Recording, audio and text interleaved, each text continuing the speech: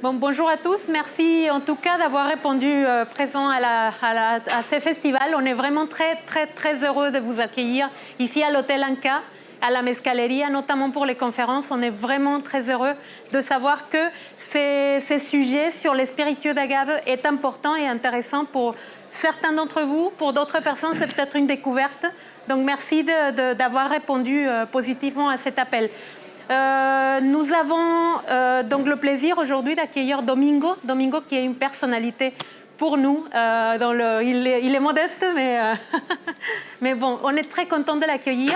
Lui, il est sociologue, il est maître de conférences à l'Université de Lille et il a déjà publié 2 ouvrages sur le mescal.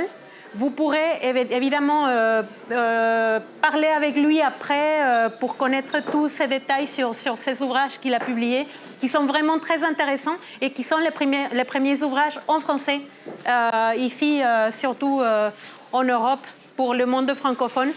Ça existe en anglais, ça n'existait pas en français, donc on est très heureux de savoir qu'on peut compter sur ces ouvrages d'un maître de conférence de l'université. Donc je te laisse présenter ta conférence et je te laisse parler. Merci en tout cas. Et je vous demande d'applaudir Domingo et de lui donner la bienvenue. Bonjour, merci d'être venu. Merci aux organisateurs du festival de m'avoir invité.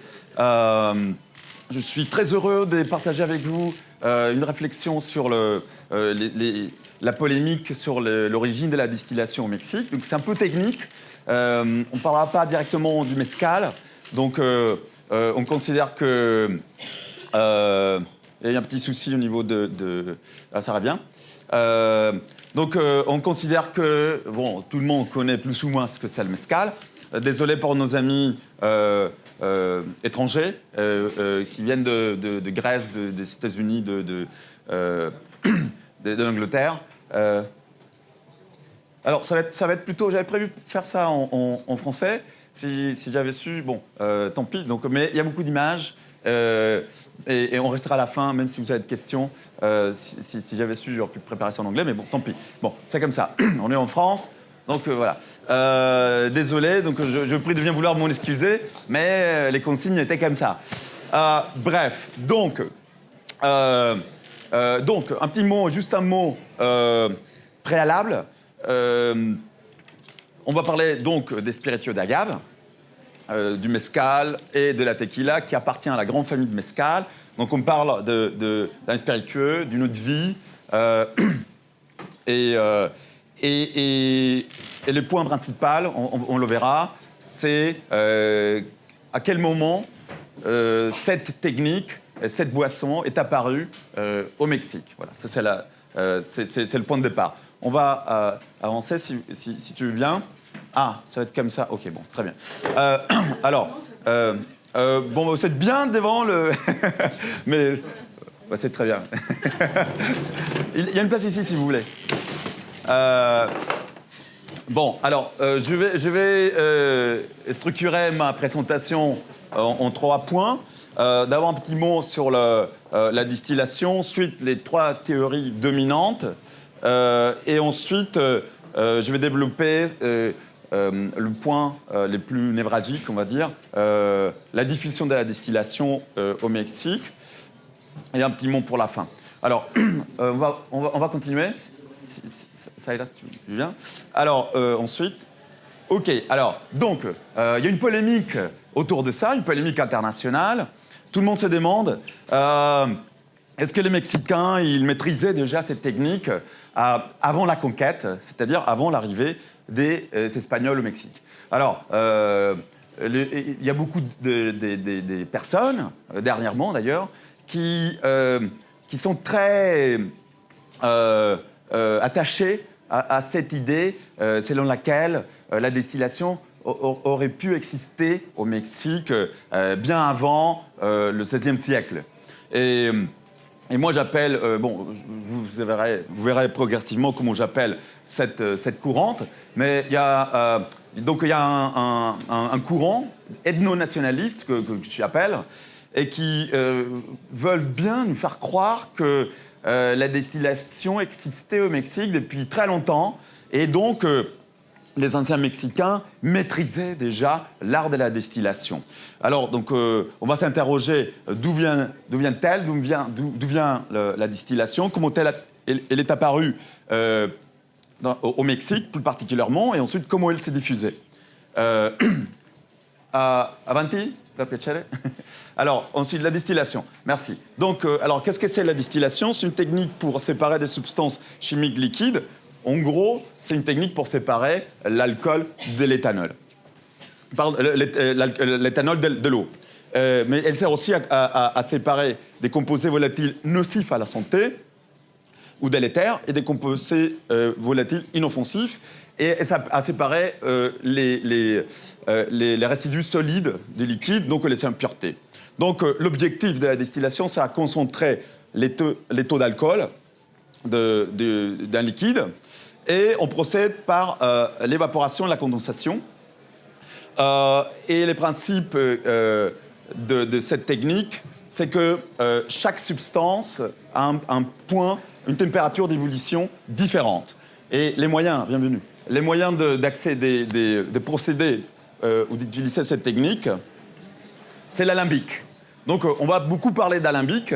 Maintenant qu'on sait grosso modo qu'est-ce que la distillation, on va beaucoup parler des alambics. Suivante, s'il vous plaît. Alors, de manière générale, il existe deux types de distillation dans le domaine des spiritueux. La distillation simple, qu'on obtient avec un alambic à repasse, et on fait deux distillations, grosso modo, très, très schématique. Et la distillation avec rectification fractionnée s'obtient avec un alambic à colonne, et il est nécessaire une seule distillation. Suivante, s'il vous plaît. Alors, qu'est-ce que l'alambic à repasse? Alors, c'est l'alambic arabe qu'on appelle, l'alambic dominant dans le secteur. Ici en France, c'est l'alambic qu'on utilise dans la région de Cognac, mais qu'on utilise aussi pour d'autres spiritueux. Donc, il est composé d'une chaudière, d'un chapiteau, un col de cygne, un serpentin, etc. Et donc, grâce à ces procédés d'évaporation et condensation, on va séparer l'alcool de l'eau et donc augmenter sa concentration. Suivant, s'il vous plaît. Alors, l'alambic à colonne, il est plus efficace, mais les distillats qu'on obtient avec cet appareil, ils ne sont pas aussi qualitatifs que ce qu'on obtient avec l'alambic à repasse en cuivre. L'alambic à colonne, il est largement utilisé dans l'industrie de la tequila, du rhum, du whisky, etc. Donc, elle permet de distiller des grands volumes, mais d'une plus faible qualité. Suivante, s'il vous plaît. Alors, là, on va rentrer dans le dur. On a les trois... voilà, c'est très bien. Merci. On a voilà les trois théories principales. Et donc, ça devient un peu technique, mais je vais essayer de faire simple. Alors, la première théorie, excusez-moi. Donc, c'est une théorie que j'appelle eurocentrée.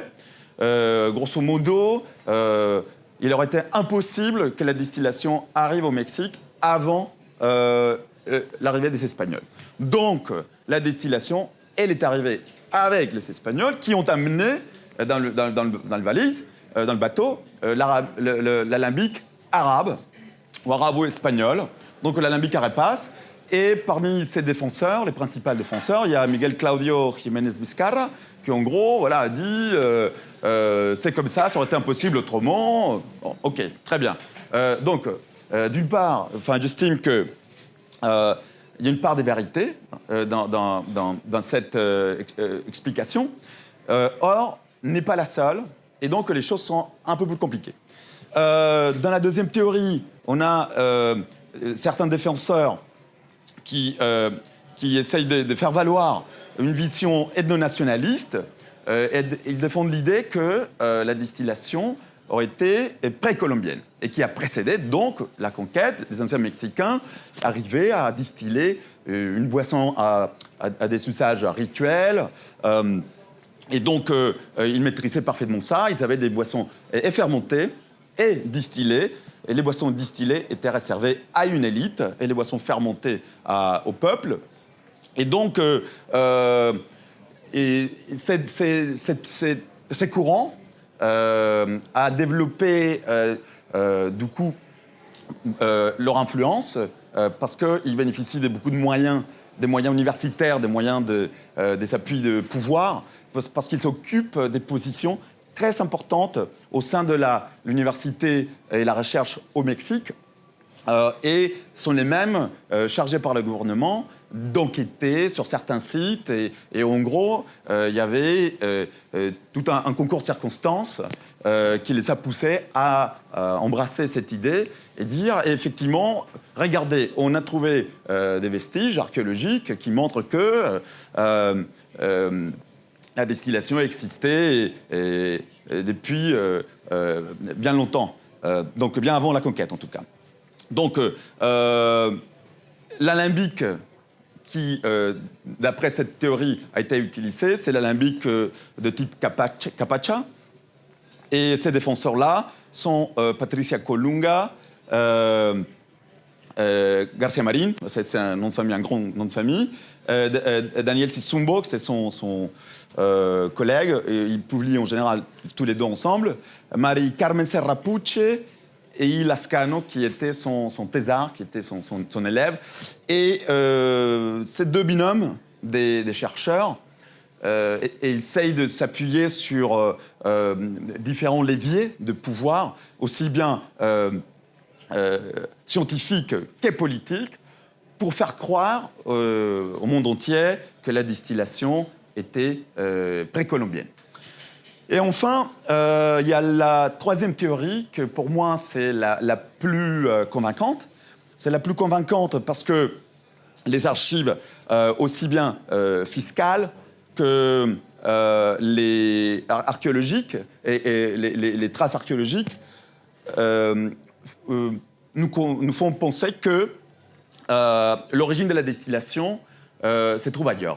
C'est-à-dire qu'elle viendrait des Philippines.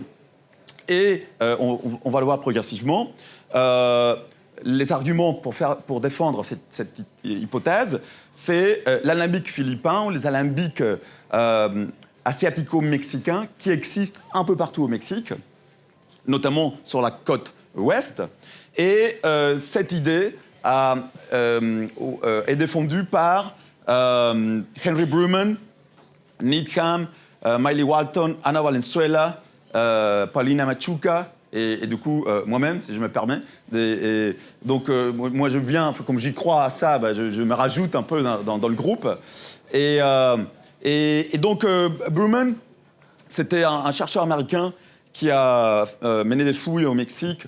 Et en gros, il a démenti Karl Lumholtz, c'était un Norvégien, qui à l'époque, en s'appuyant sur la ressemblance des différents alambics, mexicains et chinois, il s'était dit « Ah, il y a une ressemblance, donc ça se trouve, les anciens Mexicains connaissaient déjà depuis très longtemps. » Bruman arrive et dit « Non, ça est arrivé des Philippines grâce au bateau, au galion de Manila, qui assurait les échanges entre les Philippines, ancienne colonie espagnole, et le Mexique, et qui est à la source de beaucoup de transferts de technologie, d'épices, etc. Et donc, dans ces échanges-là, a été prouvé que beaucoup des Chinois, entre guillemets, c'est comme ça qu'on appelait à l'époque les Philippins, sont arrivés au Mexique et auraient amené avec eux et les cocotiers et les techniques, ainsi que les distillateurs, c'est-à-dire l'alambic, qui a servi pour produire, et ça c'est prouvé, le fameux vin de coco. On va le voir progressivement. Suivante, voilà les trois théories. Alors, selon la première, la distillation s'est développée au Mexique, donc grâce aux alambics de style espagnol, l'alquitara et l'alambic arapas, en cuivre, donc l'alambic carabe. Et ça est certainement vrai, mais ces appareils et ces techniques sont arrivés au Mexique par l'Atlantique, donc par l'est du Mexique. Et ce sont des appareils qui ont servi à produire del orujo et d'autres choses. Le orujo, c'est en gros, c'est un brandy, quoi. C'est un spiritueux des raisins. Et donc ça, c'est partiellement vrai, donc c'est pas complètement faux, mais on va voir que le diable se cache dans les détails. Suivante, s'il vous plaît. Alors, voici un exemple de l'alambic arepas, comme on trouve au Mexique un peu partout, dans beaucoup de régions. Ça, c'est l'alambic classique. Donc, une chaudière en cuivre avec un chapiteau en cuivre. Bon, voilà, tout est en cuivre. Ça marche très bien. Il est utilisé, on fait 2 distillations et on obtient un spiritueux des très hautes qualités. Suivante, s'il vous plaît. Alors, c'est là où les choses vont se corser un peu. Parce que les défenseurs de la deuxième théorie, donc la théorie ethno-nationaliste, ils sont aperçus des récipients en peau d'argile à l'Institut national d'anthropologie et d'histoire, et ils se sont dit, tiens, ça ressemble à un alambic. Est-ce que ces appareils-là ont-ils servi à distiller? Alors, ça partit d'une spéculation, d'une ressemblance avec les appareils. Donc, ils ont fait des tests. Suivant, s'il vous plaît. Alors, ils ont fait des tests. Ils sont, du coup, reproduits, parce qu'ils ne sont pas empruntés les alambics à l'Institut national d'anthropologie, évidemment. Donc, ils ont reproduit, du coup, les récipients en céramique, en terre cuite. Ils se sont dit, tiens, on va faire des tests. Et qu'est-ce qui se passe si on met un peu de mou d'agave ici en bas, dans une sorte de chaudière. On devine que par évaporation, la vapeur d'alcool va monter jusqu'ici. On met un couvercle, en s'inspirant de ce qu'ils ont observé donc, à Oaxaca notamment, et dans beaucoup d'autres endroits. Donc, c'est très dangereux de faire ça, parce qu'en histoire, on essaie d'éviter le piège de l'anachronisme, c'est-à-dire penser le passé avec les yeux d'aujourd'hui. Bah ça, c'est aberrant, on ne peut pas faire ça. Or, là, ils se sont dit, tiens, ça ressemble un peu à ce que ça se fait là-bas, et ces appareils-là, ils auraient pu servir, tiens, on va faire un test. Bon, le résultat, suivant, s'il vous plaît. Alors, voilà un peu à quoi ça ressemble. Et donc, ils ont fait un mélange du passé et du présent. Et effectivement, ils sont arrivés à la conclusion, donc ils ont pu prouver que, avec un petit récipient pour récupérer les vapeurs condensées d'agave, on obtient, avec une seule distillation, un petit distillat, un alcool à faible teneur, autour de 20-25 degrés d'alcool. Et donc là, ils se sont dit, tiens, c'est effectivement possible, parce qu'on a réussi. Mais de là à dire que les vestiges qui sont trouvés effectivement sur différents sites ont servi à ça, c'est autre chose. Donc techniquement, c'est possible, mais il n'y a pas de preuves qui démontrent que cela a été le cas. Donc, suivante, s'il vous plaît. Alors, ça, je vous en ai parlé un petit peu de tout ça. Lumholtz, qui était un grand explorateur, ethnographe norvégien qui a passé 5-10 ans perdu au Mexique, dans Nayarit, ce qui est aujourd'hui la Sierra de Nayar, Nayarit, tous ces coins-là, Jalisco, etc., Durango. Et il a repéré cet alambic qu'on appelle l'alambic Huichol.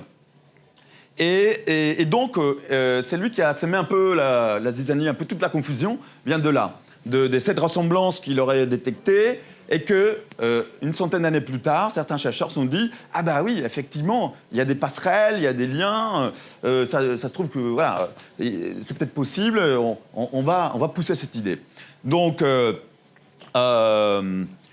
suivant, s'il vous plaît. Alors, c'est un peu polémique que je dis, mais puisqu'on est dans la polémique, et pour utiliser une phrase à la mode, je ne suis pas le seul, mais je voulais profiter de cette tribune pour dire que cette théorie un peu fumiste, pour le dire gentiment, et que cette théorie ethno-nationaliste, c'est du fake news. Et donc, je m'appuie pour dire ça dans mes propres observations, dans les observations de beaucoup d'autres chercheurs, et je vous invite à chercher les références.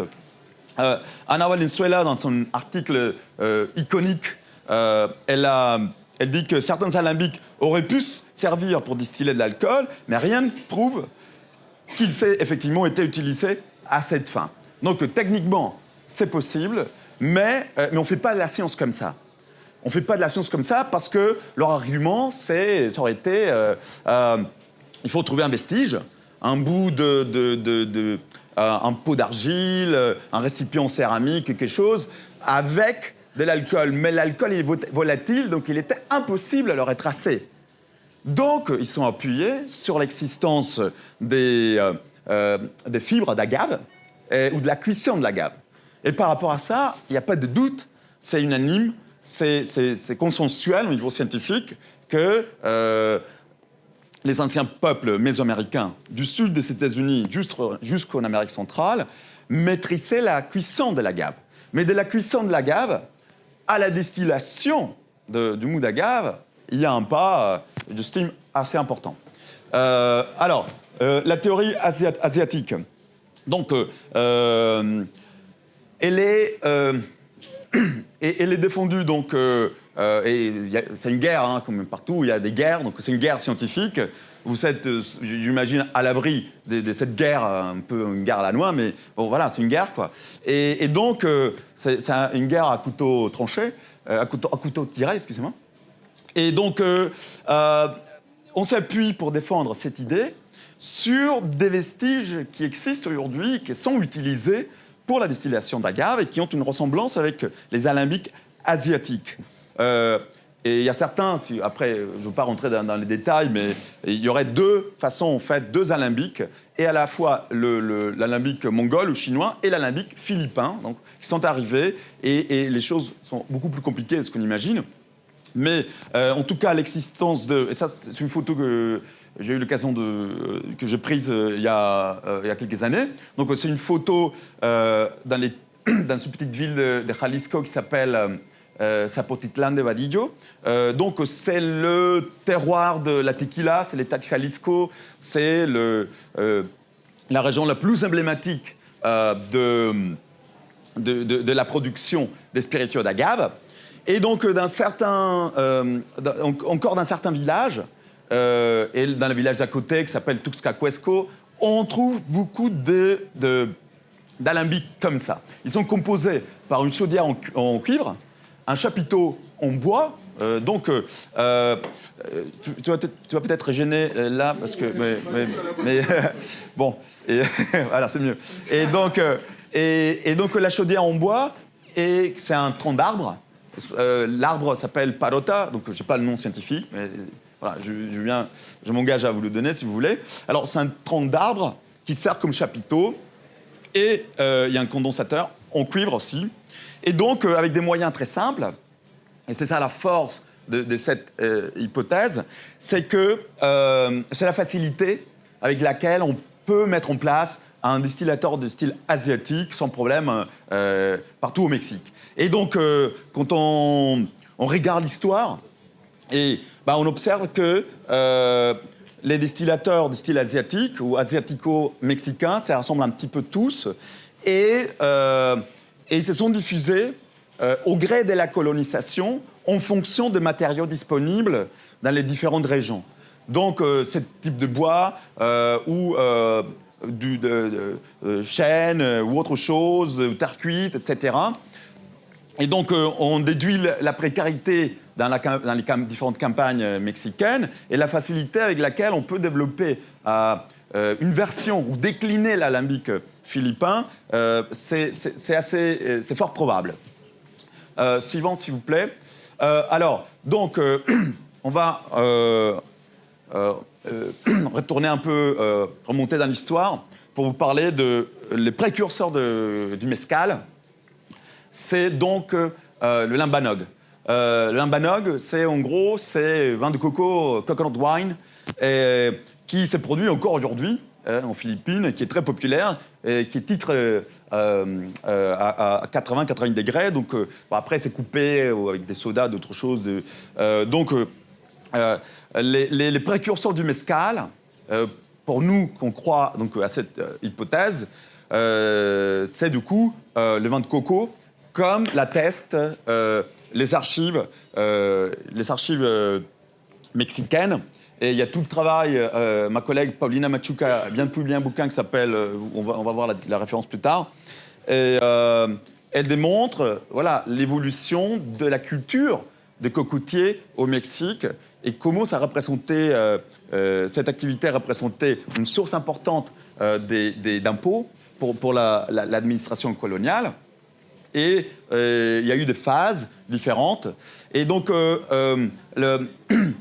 ce qu'on aime bien dire, enfin, si vous voulez, ce qu'il faut retenir dans cette présentation, si vous voulez bien, c'est cette idée selon laquelle les vins de coco qui a été introduit au Mexique au XVIe siècle a été le déclencheur et les précurseurs de distillats d'agave au Mexique, donc du mescal, qui a précédé le mescal. Suivant, s'il vous plaît. Alors, comme j'ai dit tout à l'heure, cette technique et donc ces produits a été introduit au Mexique au XVIe siècle. On arrive à dater plus ou moins l'année exacte. Et malheureusement, par un décret royal, les cocotiers ont été éliminés en 1603 et 1610. Il y a 2 décrets qui voulaient supprimer la production de ces vins de coco parce que ça représentait une concurrence, tout bêtement, pour les spiritueux espagnols, notamment le brandy. Donc, s'ils commencent à faire leur propre gnôle là-bas, du coup, l'industrie en Espagne, elle va être détruite. Donc, les autorités royales se sont dit, allez, on va supprimer tout ça, mais le mal avait été fait. Pourquoi ? Parce que les Mexicains, à l'époque, ils avaient pris goût à l'alcool, et ils se sont dit, il n'y a pas de cocotier, c'est pas grave, il y a plein d'agaves, donc on va utiliser l'agave, et hop, c'est reparti pour un tour. Et donc, on en est là. Donc, alors, pour les périodes, concernant les périodes, j'ai structuré ça en 4 petites périodes au XVIIe et XVIIIe siècle. Au début du XVIIe siècle, alors, cette industrie, entre 1571 et 1600, cette culture s'est développée, et puis elle était stoppée net, puisque un ouragan a tout détruit, hein, comme ça a été le cas. Donc ça a repris quelques années après, par une autorisation du vice-roi, parce que finalement, cette activité économique générait des impôts, et donc ces impôts-là étaient quand même importants, hein, pour construire, pour la colonisation. Et donc, juste après, vers la fin, dans la deuxième moitié du XVIIe siècle, la culture du cocotier va se déplacer des côtes vers l'intérieur.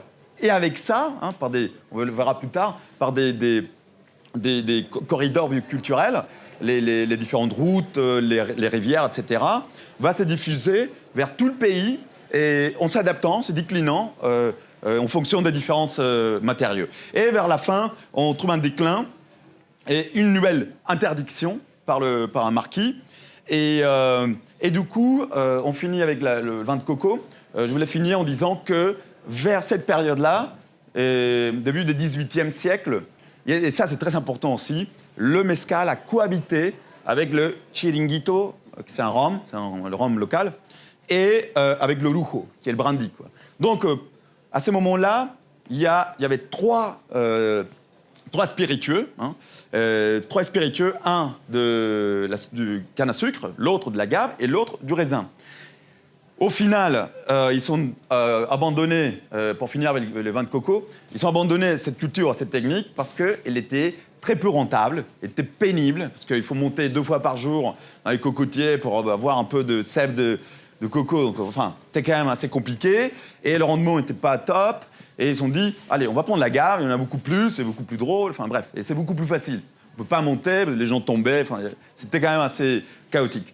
Voilà. Alors, donc, pour certains qui connaissent un peu l'histoire du Mexique, et ma réflexion justement porte un peu là-dessus, c'est que après le vin de coco, on assiste à l'émergence de vino mezcal, le vin mezcal, qu'on retrouve encore sur quelques étiquettes anciennes des tequilas. Certains, on va entendre tout à l'heure Eduardo Rendain qui va nous parler sur la tequila de sa famille, etc. Et encore au 19e siècle, sur les étiquettes de tequila, on trouvait la mention vino mezcal. Vino mezcal de tequila, accessoirement. Vino mezcal tout court. Supremo vino mezcal de tequila, éventuellement. Et pour des raisons marketing, les producteurs de tequila, ils se sont dit vino mezcal de tequila, les Américains ne peuvent pas prononcer ça. Allez, tequila, c'est très bien, ça passe mieux. Et donc, ça a permis de booster aussi et de faire la promotion de la tequila aux États-Unis. Donc, ils ont éliminé le vino mezcal, gardé tequila. Donc, c'est le lien, le trait d'union entre les deux. Suivante, s'il vous plaît. Alors, donc, on arrive vers la fin, donc c'est très bien parce que j'ai encore 10 minutes.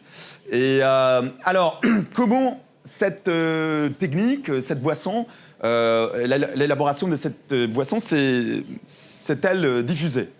Alors, comme je vous ai dit tout à l'heure, au XVIe siècle, le vin de coco arrive avec le galion de Manila. Et il arrive au port, un des ports les plus importants du Mexique, se trouve sur la côte ouest, donc du côté Pacifique, qui n'a rien de Pacifique par ailleurs. Et il arrive au port de Colima. Et à partir de là, Acapulco, Colima, cette région, qui est à cheval entre, Jalisco, l'État de Jalisco, Colima, Nayarit, enfin en gros. Il y a une grande rivière qui coupe cette région en deux, un peu comme ça arrive un peu, en Europe. Mais au-delà de ça, à partir de Colima, cette technique est arrivée là un peu par hasard. Elle s'est diffusée vers principalement les différents centres miniers où les travailleurs, souvent en état d'esclavage ou semi-esclavage, étaient forcés de travailler à l'aide des spiritueux, et donc c'était des grands consommateurs de boissons. Donc, progressivement, cette culture ou cette technique va se diffuser au gré de la colonisation à tout le pays, et ça s'est fait progressivement au long de 2-3 siècles. Et évidemment, donc, les premières régions qui ont adopté cette technique, ça a été les régions de Jalisco, Nayarit, etc. Et puis Michoacán, évidemment, on va voir comment ça arrive jusqu'à Oaxaca. D'ailleurs, je profite pour dire une petite parenthèse, le mezcal est arrivé à Oaxaca bien longtemps après. Donc certains pensent que Oaxaca, c'est le Napa Valley du mezcal. Certes, c'est ça, mais l'origine de la distillation n'est pas du tout née dans cette région. Elle est arrivée bien plus tard, au fin du XVIIIe, début du XIXe siècle. Hein. Et c'est pourquoi? Parce que il y a différentes interdictions qui, justement, on parlait tout à l'heure de Cuervo. Cuervo était la première distillerie de mezcal ou d'agave a été créée légalement au Mexique, et donc la Nouvelle-Espagne à l'époque.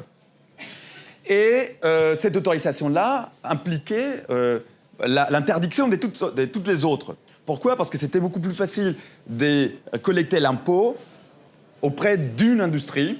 Et cette interdiction, ce qu'elle a fait, c'est pousser ou déplacer la production de spiritueux à d'autres États où il y avait une régulation un peu plus flexible, une tolérance plus forte.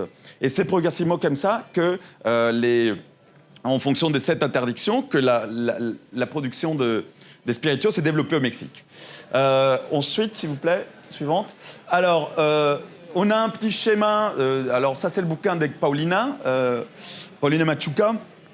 Et là, elle nous présente les différences alambiques asiatico-mexicains répertoriés au Mexique.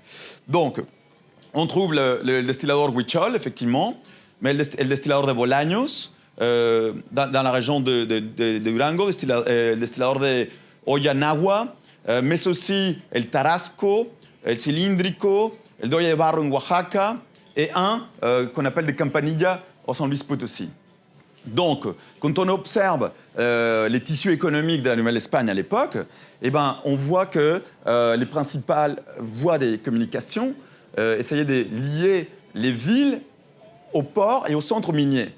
Et donc, la diffusion du mezcal a suivi aussi ces schémas-là, progressivement, en partant des Colima. Et donc, voilà, j'insiste beaucoup sur ça, en fonction des différents matériaux, eh ben, on a adopté et adapté des techniques aux conditions locales pour arriver à la même fin. Suivante, s'il vous plaît. Alors, ça, c'est donc une preuve, si vous voulez, récente. Ça, c'est une photo de notre bouquin, le bouquin que David et moi, nous avons publié avec David, qui était d'ailleurs le premier bouquin, je profite de faire un peu de pub, le premier bouquin sur le mezcal en France. Et on trouve un peu une ressemblance très forte avec les alambics asiatiques. Donc, on est autorisé à dire qu'effectivement, les liens de parenté sont beaucoup plus forts entre ces alambics-là et les alambics asiatiques. Donc, on peut dire que l'origine de la distillation est philippine. Ça, c'est Oaxaca. C'est l'alambic classique en peau d'argile qu'on peut apprécier un peu partout. Et suivant, s'il vous plaît. Voilà, et donc on arrive à la fin, donc c'est pile poil, comme ça on laisse un peu de temps pour la conclusion. Donc, il est avéré, grâce à des preuves matérielles, une évidence empirique, que la distillation au Mexique, elle garde un lien de parenté beaucoup plus fort et que donc elle est d'origine asiatique, qu'il y a eu un transfert de technologies, une appropriation. Et donc, le mezcal est une forme vernaculaire, même si ce mot-là n'est pas très populaire en français, autochtone, si vous voulez, une expression originelle du Mexique. Et donc, le mezcal est certes un spiritueux qu'on obtient par la distillation, et les deux techniques pour l'obtenir, elles viennent aussi bien de l'Est, d'Europe, que de l'Ouest, de l'Asie. Et l'art des Mexicains a été, à mon sens, la capacité à adapter ces deux techniques-là pour en faire une expression propre et donc produire un distillat entièrement mexicain. Voilà ce que je voulais vous dire. Merci pour votre attention. Si vous voulez aller plus loin, il y a mon bouquin qui malheureusement n'est pas en vente, mais vous pouvez le trouver sur Internet. Si vous avez des questions, je serais très heureux d'y répondre. Oui ? Sur les alambics et le cuivre, l'argile, oui. Comment c'est arrivé? C'est d'abord le cuivre, puis l'argile? Alors, les dates que j'évoquais, fin du XVIe, début du XVIIe siècle, pour ce qui concerne la côte pacifique. Et avec les Espagnols, on peut déduire qu'ils auraient pu arriver avec leur alambic pour produire de l'orujo. Mais pour produire de l'orujo, donc du brandy, de l'eau-de-vie de raisin, il fallait des vignes. Donc, le temps que ça pousse, etc. Donc, ils auraient pu, à mon sens, apparaître en même temps. Mais les développements de la technique arabo-espagnole, il aurait pris un coup de retard, si vous voulez, où l'autre école, les alambics asiatiques, ont pris un coup d'avance, si vous voulez, et par la facilité et par le climat, qui est beaucoup plus propice à la culture de cocotier qu'à la culture du raisin. Ça ne veut pas dire qu'il n'y a pas de raisin au Mexique, il y en a, mais c'est beaucoup plus compliqué et les territoires, c'est près de moins. Voilà. Donc, ça arrivait en même temps, mais pour des raisons climatiques et de la différente culture des plantes, aussi bien de l'agave que du cocotier, ces deux cultures ont cohabité, mais je pense que tout ce qui vient de Colima, des côtés pacifiques, l'alambic asiatique, s'est développé un peu plus rapidement que l'autre. Et puis, ça s'est fusionné. Et les boissons qu'on a aujourd'hui sont des expressions syncrétiques, hybrides, entre différentes. D'ailleurs, il y a un mezcal qu'on peut déguster à la Gavothèque qui s'appelle Barro de Cobre, qui est en gros, voilà, fait une distillation en terre cuite, et puis la deuxième, d'abord, la première en cuivre, et la deuxième en terre cuite. Bon. Et le mezcal, c'est ça. C'est une expression syncrétique, hybride, métissée, et propre d'un spiritueux qui est devenu les spiritueux national des Mexicains. Donc voilà, et c'est ça l'histoire du Mexique, c'est l'histoire du syncrétisme, c'est l'histoire du métissage, de l'hybridation. Et à mon sens, le mezcal s'accommode très bien avec cette idée. Je ne sais pas si j'aurais réussi à répondre. Et quitte à en parler, parce que voilà, je sais que tu es très curieux par rapport à ça. D'autres questions? Toutes les questions sont bonnes?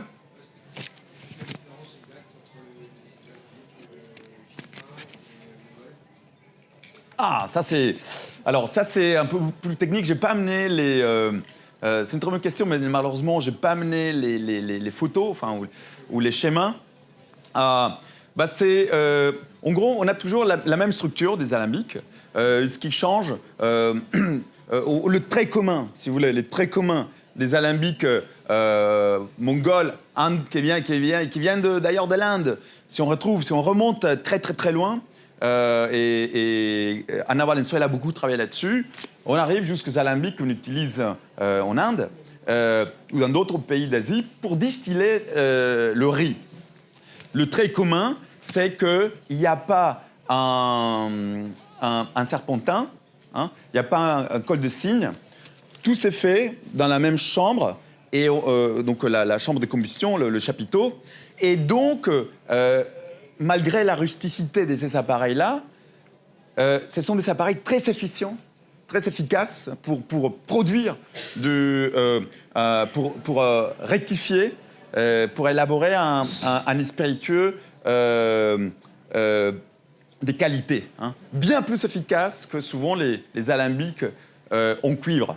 Hein. C'est assez curieux, mais si on rentre dans les détails, si vous voulez, à l'intérieur du chapiteau, dans les alambics d'origine asiatique, et c'est ça la force, leur trait commun, c'est que l'évaporation, une part de l'évaporation tombe sur souvent une cuillère ou quelque chose qui fait couler le mezcal en dehors, mais une autre partie retombe dans le mou.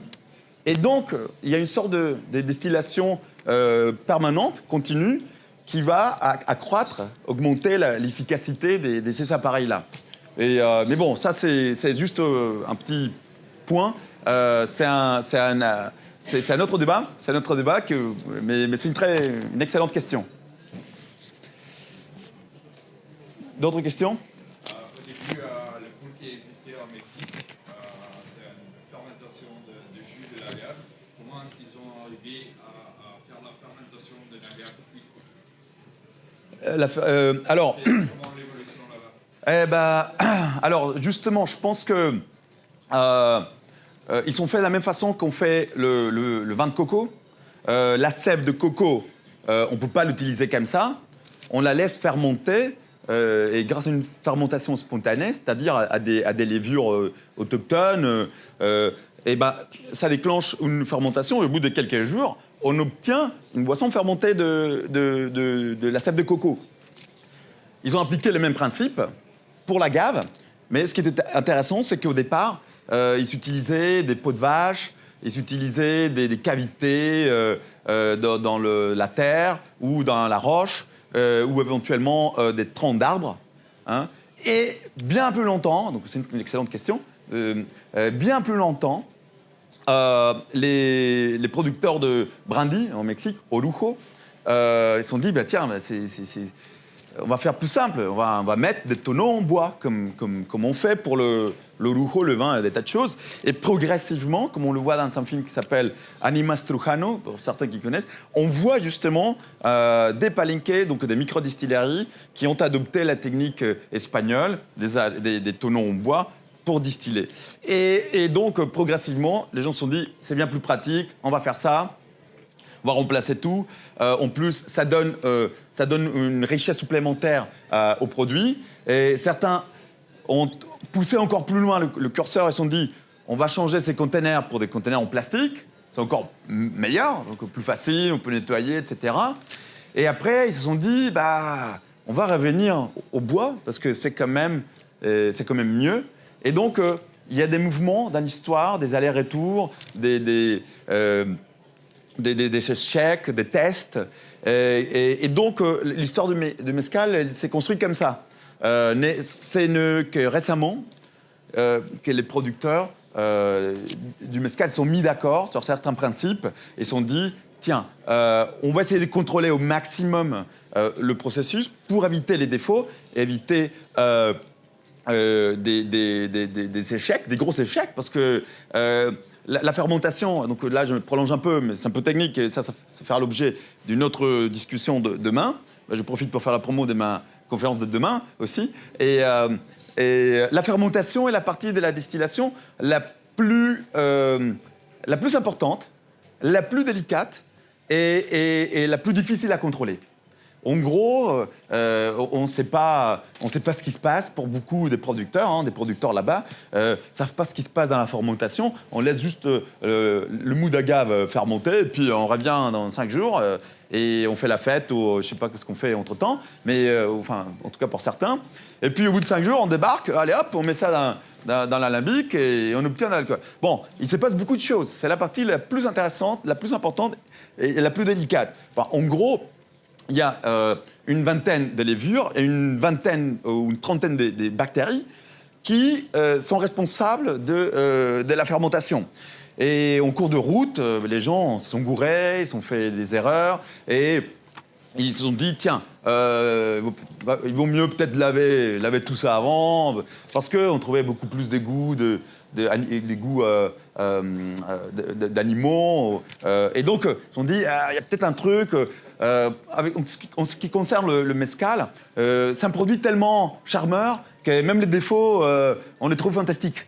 Donc, oui, mais quand on regarde de près, la tequila, elle a fait ce qu'elle a fait, et donc c'est très bien, c'est une autre expression du terroir, mais ils ont contrôlé au maximum le processus, quoi. Et donc, comme ils ont fait, bon, ils ont remplacé tout le bois, tout le bois et la peau des animaux, etc. Et ils ont dit, tiens, on va juste utiliser une levure, on va contrôler de la température, et comme ça, on maîtrise mieux le processus. Bon, bah super. Ça a été fait comme ça. Donc, moi, j'estime, d'après ce que j'observais dans le tas de Jalisco, Michoacán et Oaxaca, que c'est un processus qui s'est fait en avançant par tâtonnement, avec des tests, des échecs, des réussites, un pas vers l'avant, un pas vers l'arrière, et progressivement, ça rentre dans la législation, la régulation. C'est comme ça que, voilà, aujourd'hui, il existe un cahier de charge, enfin, embryonnaire, certes, mais un cahier de charge, malgré tout, qui établit quels sont les matériaux à utiliser pour chaque catégorie d'agave, puisqu'il y en a 3. Voilà, mais tout ça fera l'objet de notre discussion de demain. J'espère avoir répondu à ta question. Sinon, je suis là toute la journée. Aujourd'hui, demain, on pourra en parler plus en détail. Je ne veux pas vous ennuyer avec tout ça. Parce que, voilà. Donc, est-ce qu'il y a d'autres questions? Parce qu'on a encore peut-être 1 minute ou 2. Non? Ah, bah, c'est fini. Merci de votre attention. Merci d'être venu.